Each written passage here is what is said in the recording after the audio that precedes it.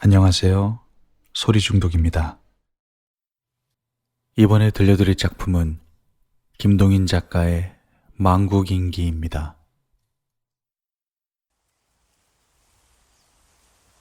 작년 초가을이었소.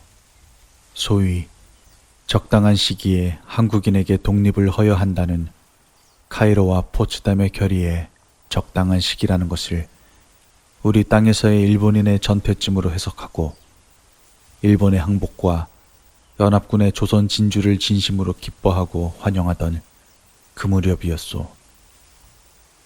전쟁통에 소위 소개라 하여 16년간 살던 집을 없이하고 공중에 떠있던 나와 나의 가족들은 이 기꺼운 시절에 몸의 이탁할 근거를 마련하느라고 쩔쩔매고 돌아갔었소. 가뜩이나 주택난에 허덕이는 경성 시내에서 더욱이 독립한 내 나라를 찾아 돌아오는 많은 귀환인이며 전쟁에 밀려서 시골에 내려갔다가 도로 서울로 돌아오는 사람들이며 독립한 내 나라 수도를 사모하여 몰려드는 물이며 등등으로 서울의 주택난은 과연 극도에 달하여 있었소. 이러한 비상한 시절에 집을 구하려 하니 좀 제 일이 아니었소. 돈이나 넉넉하면 그래도 돈의 위력으로 우겨볼 것이요. 무슨 다른 튼튼한 배경이라도 가졌으면 배경의 힘으로라도 운동해보련만. 아무 배경이며 힘을 못 가진 가난한 소설가로 곁눈질도 하지 않고 단 한 길을 47년간 걸어온 나는 손톱 눈 많은 협력을 바랄 길도 없이 흥분과 혼란으로 웅성거리는 이 도시에서 주택 한 채를 구해보려고 돌아갔었소. 오늘은 어제보다, 내일은 오늘보다. 나날이 주택 문제는 긴박의 도수를 더해가며 집은 좀 채 손안에 들어오지 않고 엄동은 차차 가까워오고 가족 7명의 가장으로서 가족의 몸을 눕힐 안주처를 못 마련한 나의 책임은 여간 급하고 무겁지 않았소. 8월 보름에서 9월로, 10월로, 11월로 엄동은 목전에 임박했는데 주택 문제는 해결되지 않고 과연 딱하고 급하였소. 이제 수일 내로 집 문제를 해결하지 못하면 비상한 수단을 쓰지 않을 수 없게 되었소. 그 비상한 수단이란 즉 가족의 이산이요. 가정이라는 한 집 단체를 해치고 난 나대로, 아내는 아내대로 아이들을 나누어 맡아가지고 각각 여관이나 하숙이나 새방이나를 얻어가지고 헤어져서 사는 것. 주택이 없음에 가정을 이룩할 수 없고 가정이 없음에 이렇게 살 수밖에 없을 것이요. 이렇게 되면 과연 크나큰 비극이요.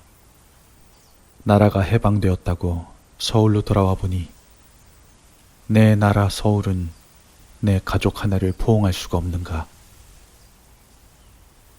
46년의 전생을 아무 야심도 없이 허심탄회 오직 소설도에만 정진해왔고 지금 천하가 모두 정치적 야망이거나 매명적 야망이거나 무리적 야망에 뒤끓는 판국에서도 그런 데서는 멀리 떠나서 다만 내 가족이 몸을 쉬고 또는 조용히 앉아서 글 쓸 만한 집 한 채를 구하고자 하는 말하자면 지극히 단박한 욕망이거늘 이 욕망 하나도 이루어지지 않는 사정이 진실로 딱하고 한심스러웠소.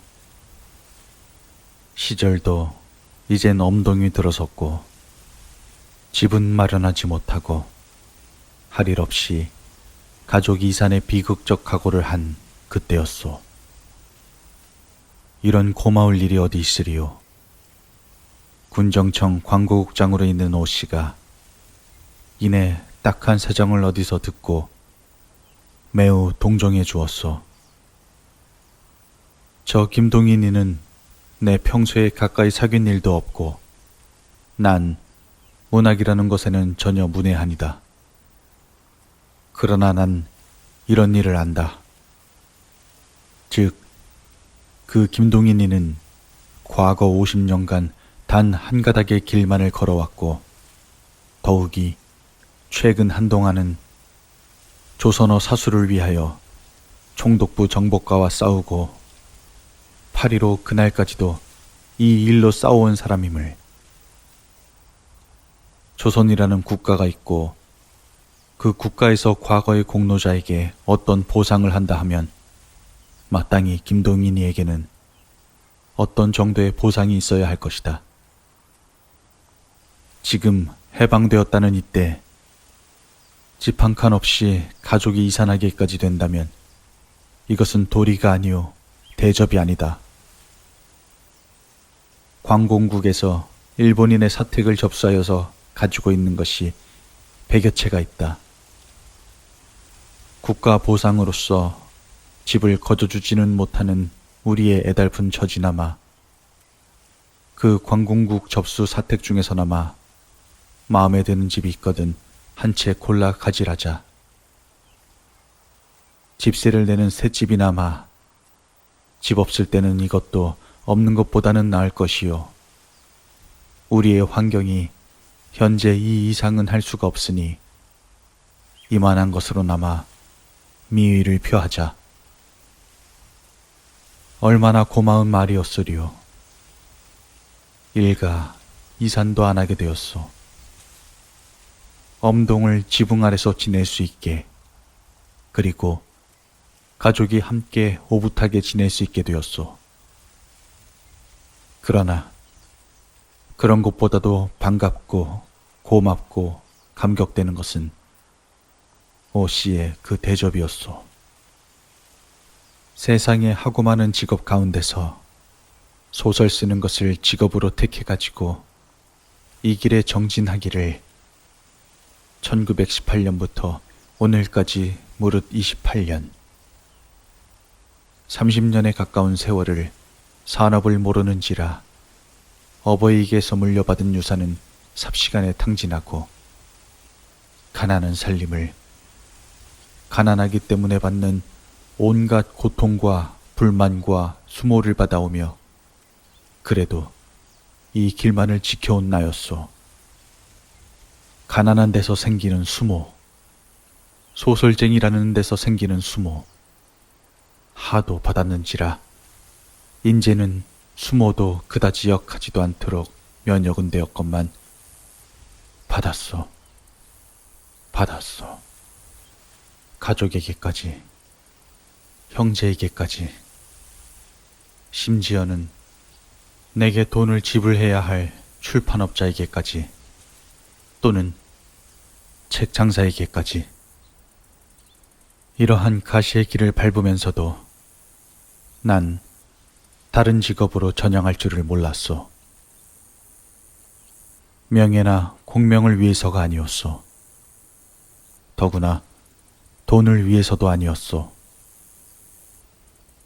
조선 문학을 건설한다든가 문학도를 위해서도 아니었소. 그저 하고 싶은 일이니 하였을 뿐 무슨 다른 욕구라든가 의도 혹은 목표가 있어서 한 바가 아니었소. 그런지라 수모를 받아도 할 수 없는 일이라고 단정했고 결코 누구에게 찬사를 듣자든가 사례를 받자든가 하여서가 아니니만치 그저 허심탄회일 뿐이었소. 찬사를 안 바친다고 나무라지도 않았고 관심 안 해준다고 섭섭하지도 않았고 해방된 아침에 집 한 칸 안 주는 무정한 국민이라고 불평도 가져보지도 않았었소. 내가 내 과거 30년간의 문학 생활에 대하여 이만치 무관심하였는데 지금 문학과는 전혀 인연이 없고 평소에 가까이 사귀지도 않은 오 씨에게서 나의 과거의 문학과 조선어에 대한 공적의 대상으로 조선인의 한 사람으로 이런 호의를 보인다 하니 어찌 눈물 나도록 고맙지 않겠소. 더욱이 눈앞에 막혀있던 큰 문제가 문학 공적에 대한 사례로라는 명목으로 무사히 해소가 되었으니 1918년 장차 많은 수모를 받으려는 의도는 물론 아니요, 또는 무슨 매명적 의도도 아니요, 단지 막을 수 없는 영적 욕구 때문에 문학의 길에 손을 붙인 때는 과연 이 땅은 문학에서는 황야였소. 농부가 화전을 갈려 가래와 삽을 둘러매고 전인미도의 깊은 산곡에 들어선 것과 마찬가지의 가시밭. 우선 소설을 쓰려면 소설은 글로 조성된 것이라 소설 용어와 용문이 있어야 할 것이요, 반만년의 민족 발전사를 가진 우리 민족임에 물론 우리 민족 용어, 즉 조선어는 있었소.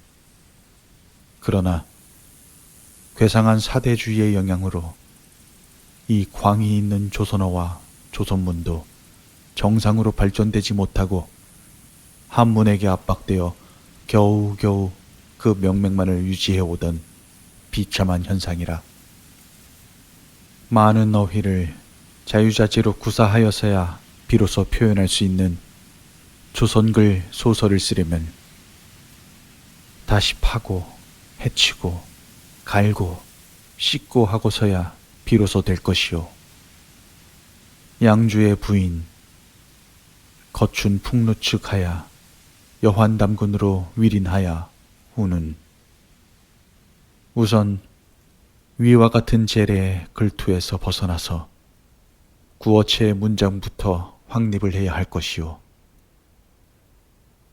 국초 이인직이라는 한 귀재가 생각나서 한 껍질 벗겼소. 앞다, 아무 염려 말고 가서 내 말대로 하게. 그리고 걱정 말게. 자네 내외 2식구쯤이야 어떻게 못 살겠나. 그 소리 한마디에 강동지가 일변 대답을 하며 밖으로 나가더라. 김승지가 춘천집이 왔다는 말을 들을 때에 겁에 띄운 마음에 제 말만 하느라고 우는. 이만한 정도로 구어체 조선어까지는 발전이 되어 있었소.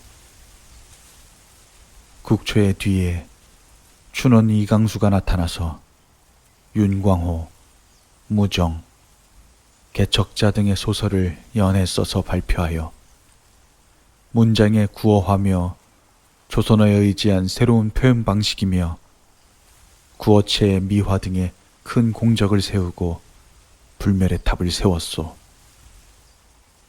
그러나 아직 춘원의 문장에도 그냥 재래의 티가 적지 않게 남아서 이러라, 이더라, 하더라 등은 그냥 소설용어로 썼소. 이러라, 하더라 등은 구어체로 여겼는지도 모르겠소. 1919년 2월 우리 몇몇 동지가 문예잡지 창조를 간행할 때에야 비로소 우리는 이러라, 하더라, 이라 등도 문어체의 잔재라 하여 일축하고 했다, 이다, 이었다 등이라야 비로소 구어체라 용인했소. 춘원도 처음에는 이러라 투를 그냥 많이 써왔는데 뒤에 그것이 없어지고 구어체로 순화된 것을 보면 역시 일거에 순구어체화할 용기가 부족하였던 모양이었소. 지금에 앉아서 보자면 혹은 변변찮고 작달한 일이랄지 모르오. 그러나 반만년의 전통을 깨뜨리고 소설 용어로는 순구어체만을 용인한다 하는 이 과단은 그리 작은 일이라고 결코 할 수 없을 것이요. 소설을 순구어체화하기 위하여 2년간을 구어체 문장도의 연구를 쌓았으며 지금 소설의 길에 나서 있는 사람들이 밟아보지 않은 가시의 길이었소. 또 소설을 쓰는데 한 큰 문제는 우리말에는 없는 he, she의 대명사 문제였소. 소설을 쓰매 절대로 필요한 여성의 대명사를 어찌하는가? 우리말에는 없는. 1919년 이전에 준원의 소설을 보자면 특수한 예외를 제하고는 모두 대명사를 안 쓰고 이름, 고유명사를 사용하였소. 도대체 우리나라 말에 적당한 어휘가 없으니 할 수 없는 일일 것이요. he나 she를 정확히 우리말로 옮기려면 물론 저 사내, 저 여인으로 되어야 할 것이요. 그러나 이런 거추장스러운 어휘로 소설을 쓰려면 소설가의 영원한 고통이 될 것이요. 이 길을 개척하는 사람이 가장 정당하다고 믿는 어휘를 지어내어 후인에게 제시하고 비판을 받아야 할 것이요. 그라는 대명사를 여기 맞추기로 마음먹기까지는 적지 않은 습작과 휴지를 낸 뒤였소. 성적으로 남성과 여성의 구별까지는 보류하고 he나 she를 모두 몰아 그로 하기로. 지금 글 쓰는 사람 누구가 이러한 대명사 하나에 손톱눈만한 고심이나 주저를 하면서 쓰는 사람이 있으리요. 가장 쉽게, 가장 자연스럽게 그는 여사여사하고 그는 이러이러했고 라고 쓰고 있지만 이 간단한 한자를 국민 앞에 내놓기까지에는 적지 않은 주저와 고심이 있었던 것이요. 그래도 처음 한동안은 그에 대하여 불만을 품은 사람이 있어 빙어 현진건 같은 이는 권려 등으로 한동안 썼고 천원 오천석은 저 여인 등으로 써보았지만 지금은 거진 그로 표준이 서고 통일이 된 모양이요. 표현에 있어서 동사의 과거사화도 어려운 문제의 하나였소. 김구는 일어선다, 모자를 쓰고 밖으로 나간다 하는 현재사와 김구는 일어섰다, 모자를 쓰고 밖으로 나갔다 하는 과거사의 두 가지를 놓고 비교해 보자면 그 실재미에 있어서 어느 편이 더 현실적인지 거듭 말할 필요도 없을 것이오. 그러나 지금도 아직 현재사로 쓰는 작가가 적지 않은 형편이다. 30년 전인 그때는 전혀 뒤죽박죽이었소. 대체 현재사와 과거사가 독자에게 있어서 달리 감수되는지 이 점을 이해하는 사람조차 적은 형편이었소. 춘원의 무정, 윤광호 등을 보아도 현재사와 과거사가 꼭 반반으로 씌어있는 형편이요. 이러한 판국에서 이었다, 이었었다 등을 혹은 캐내고 혹은 발명하여 소설 용어로 쓰던 고심, 깨달았다, 느꼈다 등의 야릇한 형용사를 처음 써볼 때의 주저와 의혹. 이 고심은 전혀 보수 없는 고심이었소. 애초 보수를 바라지도 않았거니와 누구를 혹은 어느 민족을 위하여 한 노릇이 아니요. 자신의 욕구, 자신의 욕망에서 우러나와서 한 노릇이라. 무슨 야망이든가 야심은 전혀 없는 일이었소. 그런지라 그래도 나의 밟은 길이 옳다 인정되어 뒤따르는 사람이 생기고 이 길에 의지하여 조선 문학이 움돋아 자라는 것을 볼 때에 다만 감격되고 기쁠 뿐이요. 어찌 여상의 것뿐이겠소. 반만 년간 덮어두었던 뚜껑을 열어젖히고 지금의 세태에 맞을 한 개의 길을 터놓는 것이니 1에서 10까지나 모두 신발명이요 신창한 뿐이었소. 국초며 춘원 등의 전인이 얼마만치 첫 가래는 넣어 놓았기에 말이지 그나마 없었더라면 어떠하였으리요. 회방과 멸시와 박해와 방해 가운데서 가시의 길 30년. 다른 회방쯤이야 내 신념이 있으니 개의할 바 아니지만 조선 총독부 검열계의 방해만은 진실로 딱하였소. 다른 회방은 단지 회방에 그치지만 총독부의 방해는 박멸을 목적으로 한 방해였으니 게다가 박멸할 권한도 가진 사람의 박해니 가장 아팠소. 이런 가시의 길 30년을 지나서 지금은 그래도 문장에도 틀이 섰고 표현 방식에도 틀이 섰고 내가 개척한 길은 조선 소설도의 한 지표가 되어 빈약하나마 차차 자라는 광경을 바라보면 스스로 가슴 무득히 일어나는 기쁨을 금하지 못하오. 그리고 이것으로 난 충분히 보수를 받았거니 하고 있소. 이리하여 영영공공 남의 비웃음 멸시를 오불관원의 태도로 걸어 나올 때에 무서운 강력한 박해가 튀어져 나왔소. 소위 조선 총독부 내선일치의 운동 강화와 국어 보편화와 조선어 박멸운동이었소. 위정당국의 지휘가 있고 체하는 젊은이가 꽤 많은 사회 상태라 이 위정당국의 방침은 비교적 순순하고 활발하게 진척되었소. 소위 국어화운동 관청이며 회사는 물론이요 상점이며 가게의 흥정에 전차, 차장 운전수며 내지 길 가는 사람에게 길을 묻는 데까지 일본말로. 시골은 모르지만 도회는 일본인의 거리인지 조선인의 거리인지 분간하기 힘들만치 일본어화한 세상으로 변해갔소. 조선말이 있고서야 조선문학이다.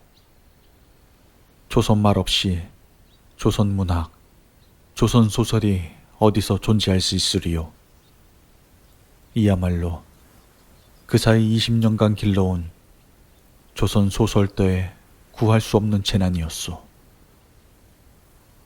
이 당국의 방침에 따라서 문자들 가운데도 연해 일본말로 쓰는 사람이 생기고 늘고 일본말로 안 쓰는 사람은 뒤떨어진 사람이라 비웃는 무리까지 생겼소.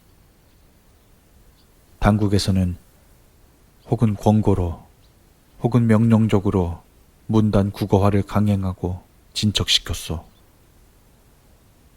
어떤 이름 있는 작가는 자기는 일본말에 자신이 없기 때문에 자기가 원작하여 일본말 잘하는 친구에게 부탁하여 일어로 번역하여 발표하는 등의 구차스러운 비극까지 연출하였소.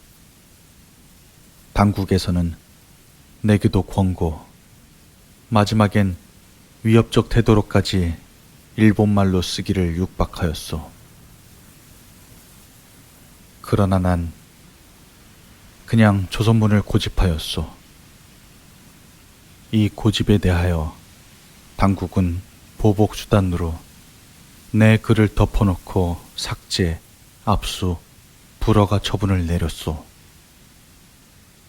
오래 글 써온 사람이라는 관록에 대한 체면상 세 편의 한 편쯤이나 허가되었지.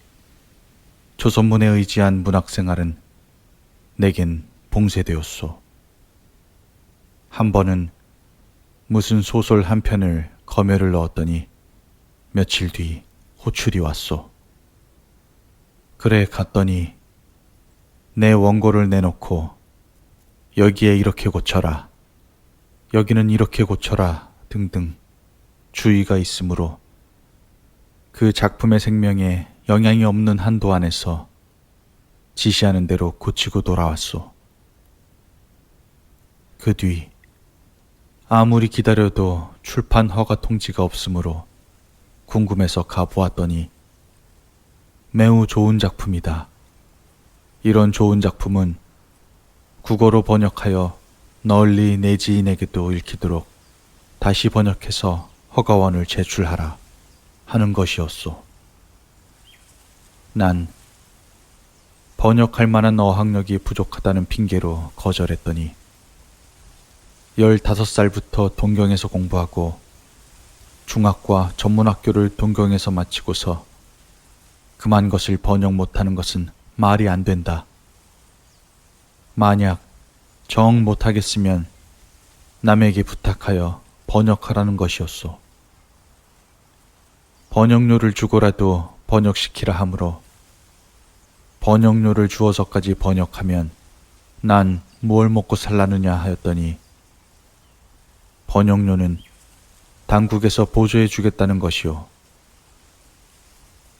난 일본말을 모르는 조선 사람에게 읽히고자 쓴 작품이니 그런 구차한 노릇까지 못하겠다 하고 원고를 도로 찾아가지고 돌아왔지만 이렇게 차차 국어화가 강화되어 가면 밥 먹고야 사는 인생인 나의 경제생활은 나날이 궁박하게 될 것은 정한 이치요.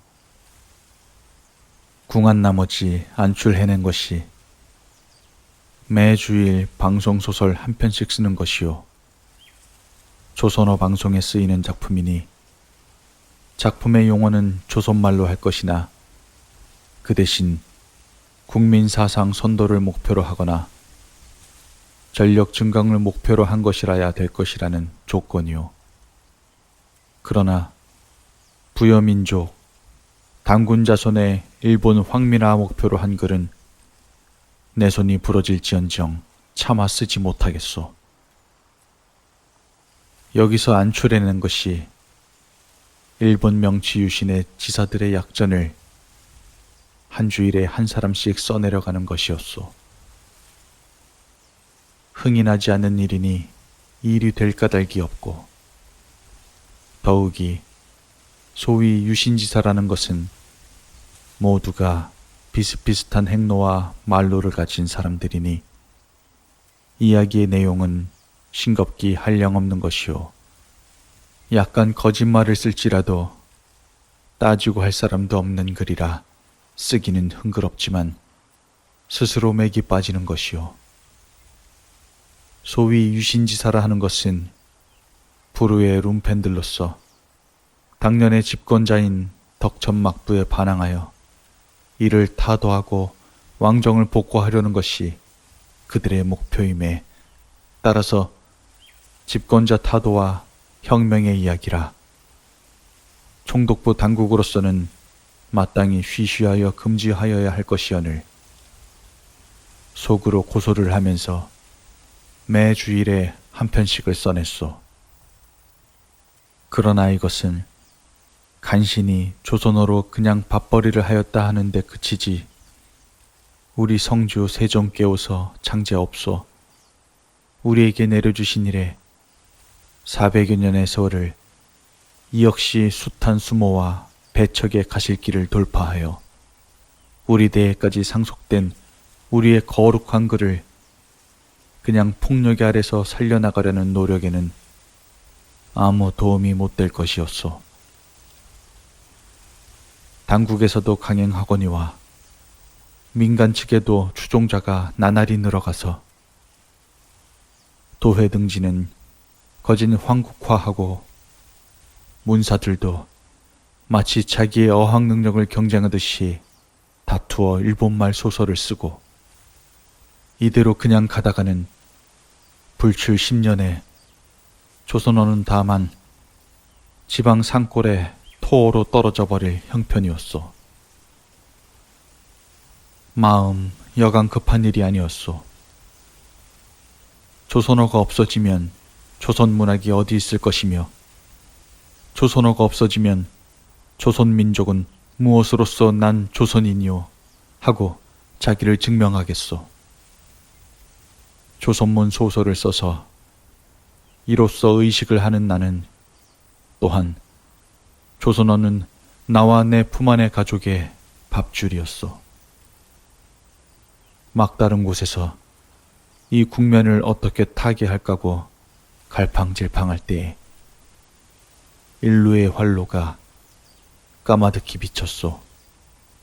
즉 춘원 이광수에게 한 패트런이 생겨서 그 패트런이 춘원이 무슨 사업을 하려면 50만 원까지는 내놓겠다 하는 것이었소.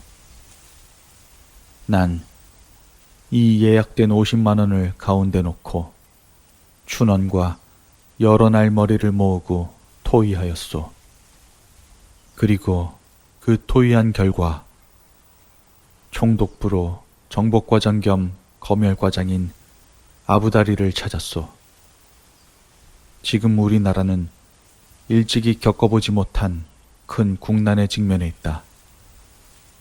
1억의 힘을 함께 모아서 이 난국을 돌파하지 않으면 안 되겠다.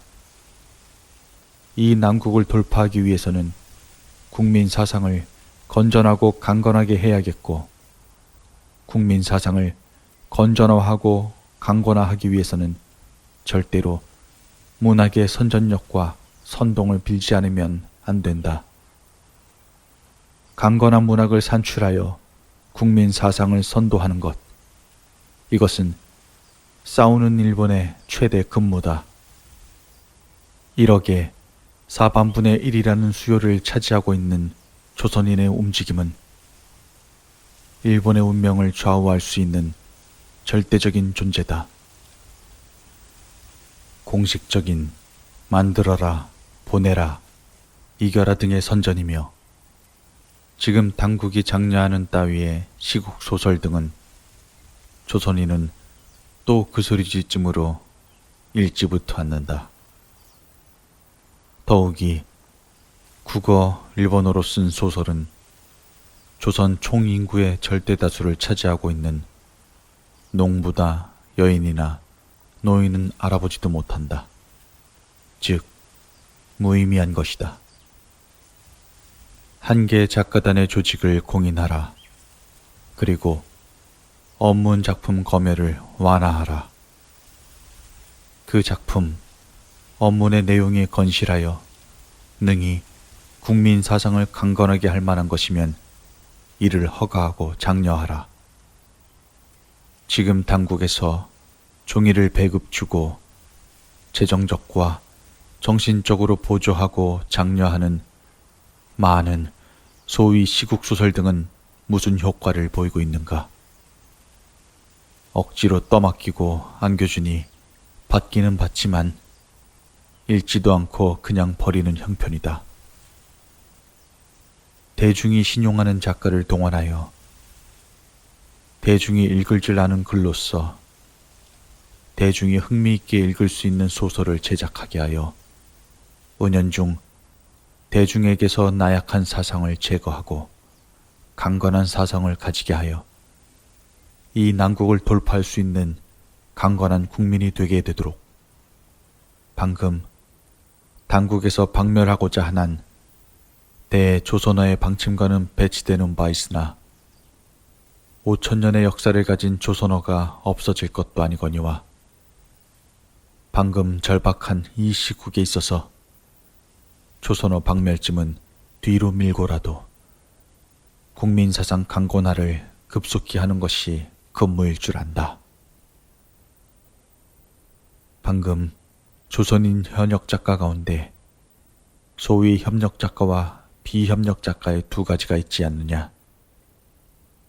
당국에서 작가단을 공인해주고 업문 작품을 용인해준다면 과거의 비협력 작가까지도 모두 산하에 품을 수가 있다. 이는 내가 담당하마. 이것이 정복과장에 대한 나의 주장이었소. 때는 바야흐로 전쟁도 최고조에 달하여 B-29는 매일 동경을 폭격하고 오키나와의 싸움도 일본의 참패로 거진 끝장날 형편인 1945년 7월 말, 조선어 일어 따위의 말초적 문제로 운운할 경황이 못되는 일본인의 입장이라. 한두 번 더 교섭이 거듭된 뒤엔 조선문 검열을 완화하겠다는 내락이 났소. 그러나 작가단 조직에 대해서는 현재 총독부 직할하에 조선문인 보국회라는 것이 있으니 그 문인 보국회에서 알맹이 작가들만 뽑아내면 문인 보국회가 넘어지는 셈이니 문인 보국회의 이사장인 이등모의 양해를 얻어오라는 것이었소. 그래서 이등이를 찾았더니 강원도 방면에 출장 중으로 며칠 뒤에야 돌아온다는 것이었소. 그때에 나의 계획은 예정은 이러하였소. 즉 작가단을 조직하고 춘원의 패트런에게서 나온 50만 원을 이들에게 한 사람 앞에 2만 원씩 현금으로 나누어 주고 이로부터 1년 안에 건실한 내용을 가진 소설 한 편씩을 완성시키라는 조건을 붙이고 때의 시국 형편은 이 전쟁이 절대로 1년을 더 끌 희망은 붙일 수가 없었소. 2만 원씩을 받은 작가들이 그때 굶주렸던 창자에 자양분을 보급하며 마음에 드는 지방을 찾아가서 천천히 창작에 착수하여 일을 진행시키는 도중에 전쟁은 일본의 참패로서 끝장이 날 것이오. 전쟁이 끝난 뒤 우리 민족의 운명 어찌 될 것은 예측할 바 없지만 그 사이 여러 해 전쟁을 겪느라고 극도로 공궁하고 저축의 여유도 못 가졌던 우리의 작가들은 갑자기 이런 혼란 시기에 봉착하면 그야말로 어찌할 바를 모를 것이오. 그러한 우리의 작가들이 2만 원씩만 받아주면 그래도 나라가 정돈되기까지는 무사히 지낼 수가 있을 것이오. 춘원의 패트론도 50만 원을 이렇게 썼다 하면 과히 나무라지도 않을 것이오. 어서 이등모가 강원도에서 돌아오면 그와 의논하여 양해를 얻어서 작가단을 조직하고 그 이등모는 4월 19날에야 돌아왔소. 그러나 뜻밖에도 그는 작가단에 대하여 절대 반대를 하는 것이었소. 문인 보국회의 중심을 이룩하는 소설작가만 뽑아낸다면 문인 보국회는 무력화하고 유명무실하게 되어 문인 보국회의 이사장의 입장으로는 절대 찬성할 수 없다 하는 것이었소. 이 완고에 도저히 대적할 수가 없어서 다시 정복과정과 교섭하기로 그날은 그만치 하고 이튿날 다시 총독부 정복과장실로 아부를 만나러 갔었소. 운명의 8월 보름날 고관들 중에는 벌써 항복하기로 내정된 것을 암직한데도 불구하고 아부는 그날 내색도 비치지 않고 시치미를 딱 떼고 이등 이사장이 양해할 수 없다면 총독부 당국으로도 할 수 없다 하는 것이었소. 토론은 차차 격론으로 화하여 이등 이 같은 무능한 늙은이의 비위를 거슬리지 않기 위하여 이렇듯 구라니 이게 무슨 일이냐. 일소까지 개전되어 일본의 운명이 풍전동화 같은 이 찰나에 조선 2600만 인구의 마음에 티끌만한 만족이라도 어서 주어서 조선의 환심을 조금이라도 더 붙들어라.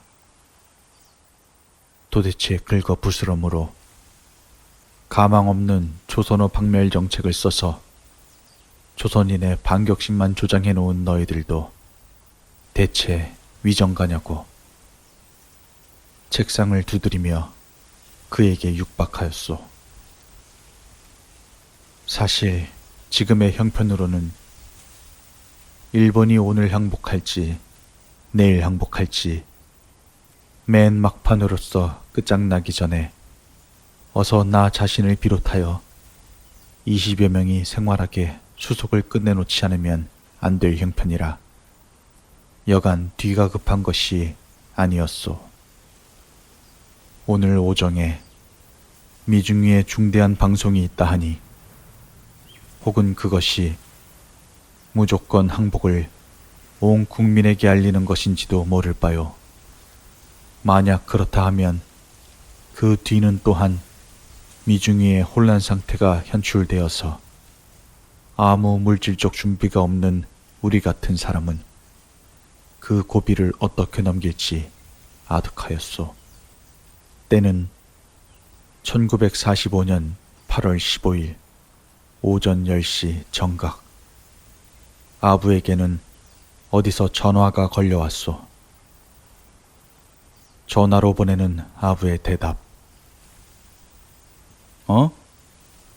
그건 2시간만 더 기다려. 단 2시간뿐이니 절대로 미리 말할 수 없어. 그러고 예금이나 저금 있나? 은행이고 우편국이 구간에 예금이 있거든. 홀랑 찾아내게. 방금 곧 12시 이전에. 그냥 아부의 전화는 계속되고 있었지만 난 아부를 버려두고 뛰쳐나왔소. 아부의 말눈치로 12시에 중대 방송이란, 즉 항복 포고임을 방금 알았기 때문에 집으로 달리는 전차를 잡아탔소. 펑펑 쏟아지는 눈물을 감추기 위하여 다른 승객들에게 외면을 하고도 눈을 앓는 채 연해 눈을 부볐소. 일본이 패배하면 조선의 운명은? 한동안 계속된 혼란 시기를 한 푼의 저축도 없이 어떻게 돌파하는가? 이런 따위는 이제 근심도 안 되었소. 다만 이제는 자유 국민이노라는 비길 수 없는 기쁨에 한없이 운 것이었소. 일어장녀, 조선어 억압의 짧지 않은 기간 동안에 어떤 잡지에 짧은 수필 한 편을 일문으로 쓴 일이 있소. 만약 이것이 어떤 후배에게 김동인이도 일어로 글을 쓰니 아마 괜찮은가 보다. 그러며 나도 일문으로 글을 쓰리라. 이런 생각을 품게 하였다 하면 이는 무덤에 가는 날까지 내 마음을 아프게 하는 재료가 될 것이오. 그 밖에는 남에게 부탁하여 내 작품을 1호로 번역하여 발표하든가 혹은 전연 변성명 혹은 익명으로 남의 눈만을 속인다든가 하는 일은 하지 않았소.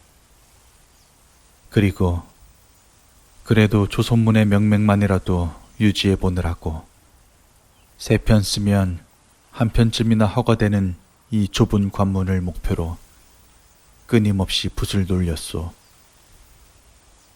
이 가여운 노력에도 불구하고 관문은 더욱 좁아가서 8.15에 연합군 승리만 없었던들 어찌 되었을까. 진실로 아슬아슬한 일이었소. 이 모든 것이 모두 누구의 부탁이거나 의뢰가 있어서 한 바가 아니오. 나 자신의 막을 수 없는 욕구에서 우러나와서 한 일이라.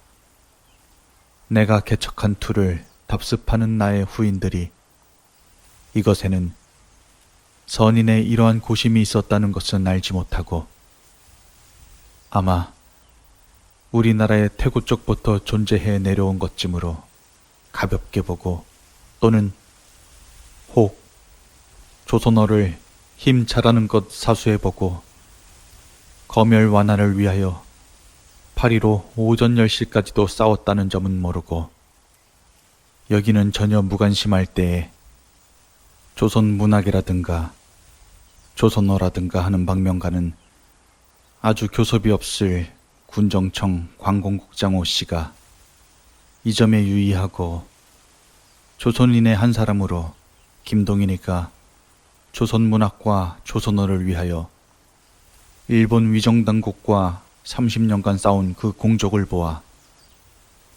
국가 해방의 이 기꺼운 아침에 한 채 집을 못 구하여 일가 이산의 비극을 연출하게 한 데서야 이는 인사가 아니라 하여 광공국에서 접수한 일본 큰 회사의 사택 100여 채 가운데서 한 채를 자유 선택하게 한 것이었소. 소설도에 발을 들여놓은 지 30년. 이 길에 들어선 탓에 많은 멸시와 수모와 위정당국의 미움과 압박만을 겪어오다가 여기서 처음으로 대접을 받아보았소. 전혀 문외인에게. 그리고 다시금 생각해보니 내가 선택한 직업은 수모만 받을 직업이 아니라 도리어 대접을 받을 직업이요, 사례를 받을 직업이요. 해방은 과연 기꺼운 것이라 하였소. 그리고 광공국에서 접수한 적지 않은 일본 큰 회사 사택 가운데서 스미모토 경금속 회사 사장의 사택을 골라냈소.